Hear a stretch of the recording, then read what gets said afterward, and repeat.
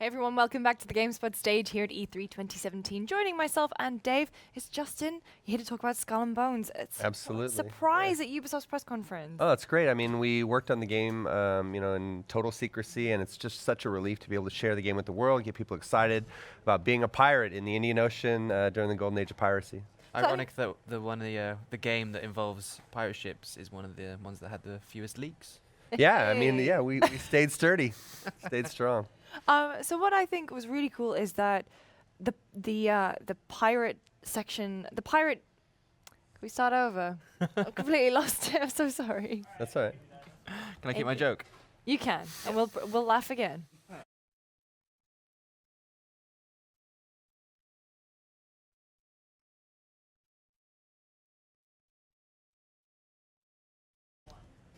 Hey everyone, welcome back to the GameSpot stage here at E3 2017. Joining Dave and myself is Justin Farron, here to talk about Skull and Bones. Welcome. Absolutely. Thanks very much. It's exciting to be able to share our game, Skull and Bones, with the world now. Yeah, and it was the big surprise at the Ubisoft's E3 press conference, right? Yeah, it's a big relief for us to finally be able to let the cat out of the bag and share our game and our hard work with the rest of the world. It's ironic that a game with pirate ships in is one that had the fewest leaks. Yeah, we stayed sturdy, we stayed strong. But the Ubisoft Singapore, this is our first time leading a AAA IP, and for us, this is just the best feeling to see the reaction and see people really passionate about a pirate game and the game that we're trying to build.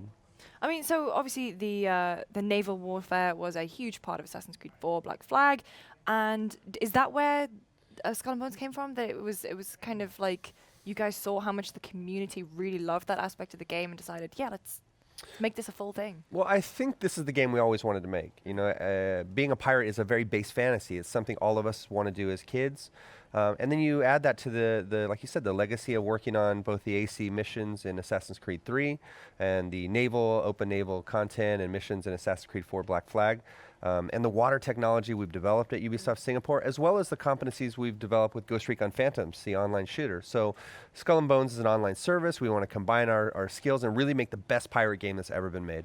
Yeah. You've changed from going from Black Flag that was in the Caribbean, you're now in the Indian Ocean. How has that kind of changed the aesthetic and the style of the game? Well, the assets that you see, the things that you're seeing now are set in Madagascar. They're set off the coast of the Mozambique Channel. And there's some familiarity to this exotic location. But when you think about the fishbowl of the Caribbean, the small theater that it represents, and the western coast of the U.S., what we're trying to build is a tapestry, a canvas that players can tell their own story across a much bigger environment. The Indian Ocean itself is rich with history of pirates, and even home to one of the largest heists that's ever taken place in history, with Henry Avery taking down the Ganges Sawai, which led to the first worldwide manhunt, in terms of piracy. So it's a great setting for us to really explore and for players to discover huge, rich environments and locales. And it's set not that long after the events of Black Flag, right? Well, we're not in the same timeline per se, but we are set. They joined Universal. Oh yeah, no, we're a brand new IP, brand new universe.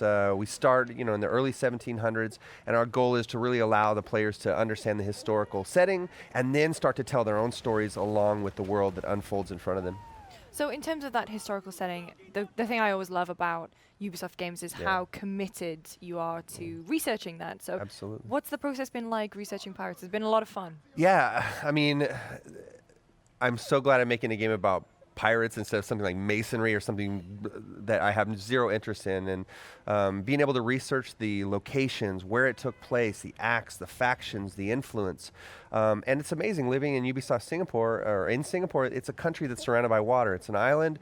And in fact, we have players and members on our team who have pirate blood. The Bugis pirates are a historical pirate. We have one of our team members who actually his ancestor was a Bugis pirate. So it's really part of our blood. It's part of our DNA at the studio. What kind of misconceptions about pirates, maybe from modern media, have you sort of come across in kind of wanting to show like the realities of being a pirate? As you see in our game, it's very brutal. It's a very intense and action-packed level of combat. And what we want to show is that the entire ships themselves are very powerful, very strong. These ships, during the age of piracy and during the age of sail, they were the most powerful weapons on Earth. They changed the shape of nations, and we want players to really feel that power when they're at the helm of their ships. The other thing is the comical aspect is not something that we're building it on. We want it to be a very believable world where you feel powerful, where you feel like a predator, because that's what pirates were then, and that's really what they are today. Yeah. But what we're seeing now is obviously the multiplayer aspect, but a lot of people have been kind of asking for a story-driven element. Is there any of that we can look forward to? Well, our game is multiplayer always. That doesn't mean that there's no story. That doesn't mean there's no narrative. We have both a systemic shared open world where you can sail by yourself or meet up with other players or form a gang and then go on heists and really terrorize the trade routes. Or you can go into the PvP arenas. They're kind of arenas and basically compete against other pirates. The narrative we built from the ground up. So the narrative is not a separate thing or a one-off or a side thing. It's integrated into everything you do in Skull and Bones. So let's say I boot up the game. Yeah. How am I going to be placed with other people, other pirates, other factions? How is that going to work? Well, you start out as an upstart pirate captain in the Caribbean. You leave the Caribbean by refusing the king's pardon. It was an act of clemency that was offered to pirates. And you head for the southern tip of Madagascar, and you basically find out that you're not the only fish in the sea. You know, you're not the only predator, and you've got to work your way up the food chain. You'll meet other historical characters, historically inspired pirates, and other players along that journey. I think that the experience that we want to build is one where players feel that the world is reacting to them, that they have influence over it, and that you know, if you and I play, we want to be able to tell our stories of our successes and our accomplishments. Is it a fixed set character that you're going to play as, or do you get to choose the avatar? Well, as you can see in the demo, there's different captains at the helm of each of these ships. Players will be able to select from multiple captains, and once they do that, they're going to be able to personalize the captain in a way that reflects their, you know, their personality. There's also characters within our world, and you see them even on the deck of the ship that are unique characters. You have Silbo Mercy, he's the quartermaster for you, and you have even, you know, up in the crow's nest, Kenny McGill, who's a 16-year-old Scottish sailor who's been basically thrust onto your crew. So you'll meet other characters like that and develop bonds and go on journeys with those characters. And is this crew something customizable, and you're going to find different people across your adventure and bring them onto your crew, and you can kind of choose what roles each of these members have? It's a little early to talk about what we want to do with our crew. This is really just the tip of the iceberg, but you'll be able to recruit crew, you'll be able to go to taverns and find new people for your crew, but how that affects your gameplay is still something that is yet to be kind of unfolded. But the main thing to think about customization is we have an RPG archetype system. You have ship classes and ship types that reflect playstyles that people should be familiar with if they've ever played an RPG. So the roles that you think about in other games, whether it's support, direct damage, or what I like to play, which is like long range, stay in the shadows. There's those sort of ship classes, you know, for you. Yeah. So how do those ship classes relate to kind of classes that people might be familiar with? I know there's things like the sloop, the man of war, the frigate. How do you see just three of them in our demo. You see like you said, the frigate, which is our enforcer type, and it's a very defensive, tanky ship, but also does really, really high damage with the broadsides. And people are often surprised to find out it's the fastest ship in the game. It's not the most accelerating ship, but when you're able to be on the high seas and you're in pursuit, and with that big giant frigate, you're going to catch people. The brigantine is up close, personal, has a devastating ram. I stay away from it, but I definitely fear it when it comes at me. And finally, my favorite, which is the sloop of war. This is a marksman type. It has a very effective long nine broadside and a mortar that allows you to basically do an additional damage from long range. Going back a little bit to when you said as you're becoming a pirate and you're becoming more and more infamous, how is that going to be reflected in the game? Is it going to be like cosmetic, or is it going to be, like a realm of influence that perhaps other players can see? Yes. But yes. All those things. The biggest thing is that when you do something in the world has an impact. It reacts. I want, personally, and I hope that other people feel the same way as pirates, I want people to see my ship, see my accomplishments, be afraid of me because they can see that I've done or accomplished things that they haven't dreamed of. I want them to be jealous of my figurehead, jealous of my sails, see my guild pattern and my pirate gang flag and be scared of me. And those are things that are done through customization and progression. You talk about this open world, the open sea. How big are we talking? How much of it is explorable? Where can I sail? Well, the mode that you see in the demo is Madagascar. That's the first area that we're exposing. But stay tuned. In the coming months, we'll talk about it more. But look at a map of the Indian Ocean and dream, because that's what we're doing. We look at it and we think, how can we bring people to really interesting locations that are exotic, that they've never been to in any game ever, that really reflect the age of piracy and all of the things that took place in this world. It's full of ton of stories. And we want to help players not only experience stories like that, but form their own, that they can tell other people that will, propel them on their own journeys. You talk about visiting taverns and stuff like that. Was that going to be something that you explore on foot as your captain, or is it going to be like a UI menu thing? How is that going to work? We'll talk more in a couple months, but what we want players to understand specifically is we have a hideout. Your hideout is basically the linchpin of the pirate fantasy. It's where you handle your upgrades, you collect new ships, you personalize and customize those ships, you meet new characters, and as well as meeting people in the tavern and getting information and intel about the world before you plan your heist. There's other opportunities for us to create that sort of experience within the world, but this is kind of where we're at right now. We're showing people the loot hunt mode so they can really dream about the fantasy of being a pirate at the helm of their ship. In terms of, if Dave and I were going to play, we'll be able to play together on one ship, or is it I have a ship and he has a ship? Every captain has their own ship. All right. Every captain is able to customize it to their preference. The cool thing about it is if you guys were playing together, you could plan your synergies. Like, okay, this ship works well with this. Make sure you bring this this cannon. I'll bring a mortar that will slow and stun my enemy. And now let's work together. Let's hunt and exploit the trade routes together. Those synergies we think really add the complexity and depth. And if you look at the demo, you can see that there's a really, really heavy influence of the wind in our world. And that wind, that topology on our level design allows players to take advantage of it through positioning and understanding the speed of their enemy and being able to overtake your enemy by being smarter with him and using the wind. It's a really cool thing we're seeing even now while people are playing it live at E3. Now, being a captain of a ship, obviously, being at the helm of a vessel is obviously just one of the roles that you take. You've got a cutlass at your side, you've got a blunderbuss. Are we going to see anything when it comes to like swordplay, gunplay, combat, or is it all going to be ship-to-ship based? Well, we're focused, again, we're focused really on making sure people understand the naval combat that we're trying to expose, the depth. We're not Black Flag in gameplay. We have much deeper complexity in terms of our combat. We have boarding. Boarding for us is a high-risk, high-reward maneuver. You're seeing a little taste of it in multiplayer now, and as we start to release more and more about the game, you're going to find out more about everything you can do as a pirate, how you can take over your enemies, and how you can basically put them at the tip of your sword and at the end of your cannon. One of the things I noticed in the trailer that I'm very glad is returning are the Shanties. Absolutely. Every shanty that you hear in the game will be a brand new recording.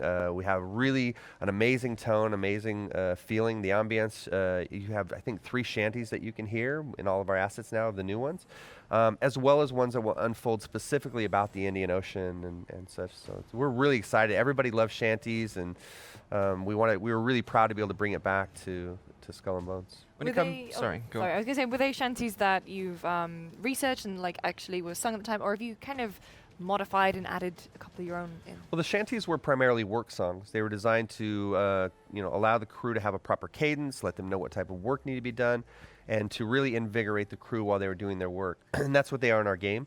We're also exploring ways to bring new music and tones from the world.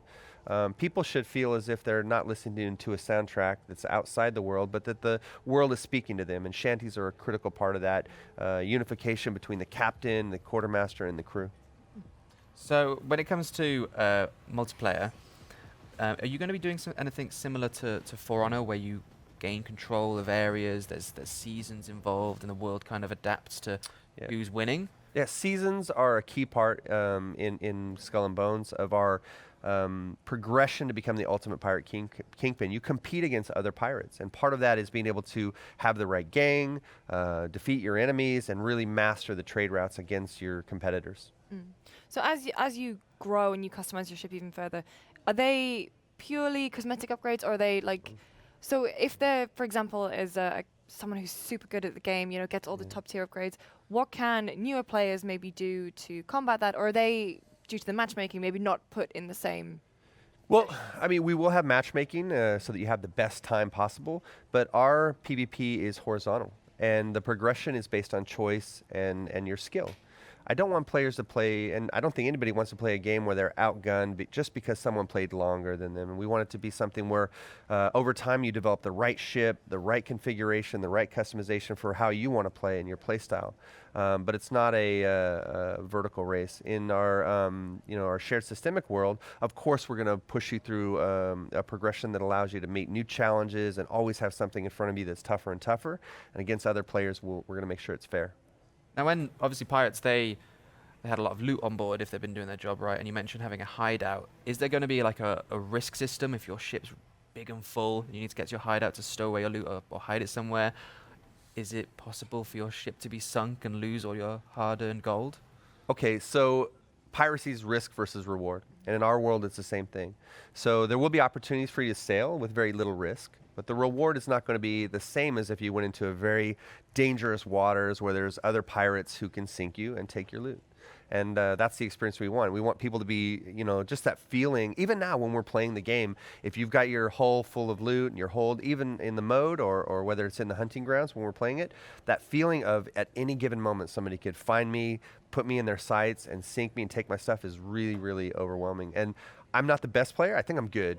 But when I see certain guys on the dev team, I get nervous because I know their intentions are not to come over and high-five me. They want my loot. They want my stuff. And what happens when you're sunk? Do you have to kind of go away and lick your wounds, buy another ship, or like scuttle an enemy vessel? Well, we want players to be right back in the mix, and it's important that the players have choice in the number of ships they have. When I get sunk, I sometimes sulk and switch ships or whatever, switch roles or change my roles, and we want players to constantly be feeling that pressure of. Do I lose my loot now? Do I take my stuff back to the hideout and plan another heist? That's the feeling we want. So you said that this is Ubisoft Singapore's Yeah. first game as lead dev team. What's that been like? Because I mean, you see a lot of the other studios like kind of, okay, we're taking this one, Yeah. and this is our one. So what's it like to finally get out there? I mean, first of all, it's amazing. We've been in Singapore for about 8 years. Singapore is at the center of the technology, race in Southeast Asia, and that kind of reflects our studio. We have people from over 30 countries. English is our common language. We got dozens of languages spoke in the studio, and you have a huge connection between all of these developers from different backgrounds, working within the same vision of bringing this game to life. And it's so exciting. Like I saw pictures and videos of our reveal after the fact, and it's just amazing to see everybody react the way that they did. So we're all super proud. One thing that was a little surprising, you talked a lot about the research and it's very grounded in reality, but then at the end we see a rather large squid, a Kraken. Yeah, I'm at the time, first of all, sailors believed in all sorts of stuff. And one of the things that they feared most was things like the Kraken. And our world reflects the sensibility of the sailors of the day and the pirates of the day. If you look at maps from the 14th through 17th century, there's things in the corner of the map that the sailors are saying, don't go there, there's danger, and that's that feeling we want. We want players to be totally afraid of that type of creature appearing out of nowhere and pulling them under. So you're really playing towards not both the history and the reality of pirates, but also their superstitions. Absolutely. The world is seen through the eyes of the pirates of the day. And that's how we want you to feel. We want you to, to take a little journey with us to the golden age of piracy in the Indian Ocean and really feel like you're in a world that responds and reacts to everything that happens. And it's a real place. Yeah. So you said that people are getting their hands on it on the show floor. Yeah. Are there going to be betas that people can sign up for? Yeah. Absolutely. We have live phases that are coming soon. You can register for that at skullandbonesgame.com. And for us, we are a pirate crew, and our community is going to be built on people who want to have the ultimate pirate game. We don't want to leave anybody behind. Your voice is important. So if you register, if you guys want to play, please register now and be a part of it. We want to shape it and make it the ultimate pirate experience. Awesome, Justin. Thank you so much Absolutely, for joining us. thanks. Really excited to play the game. Yeah, We'll come by the booth and Yeah. and play. I'll hook you up. Thank Awesome, you. thank you. All right. Guys, for more from E3 2017, make sure you don't go anywhere. Keep your eyes peeled to GameSpot.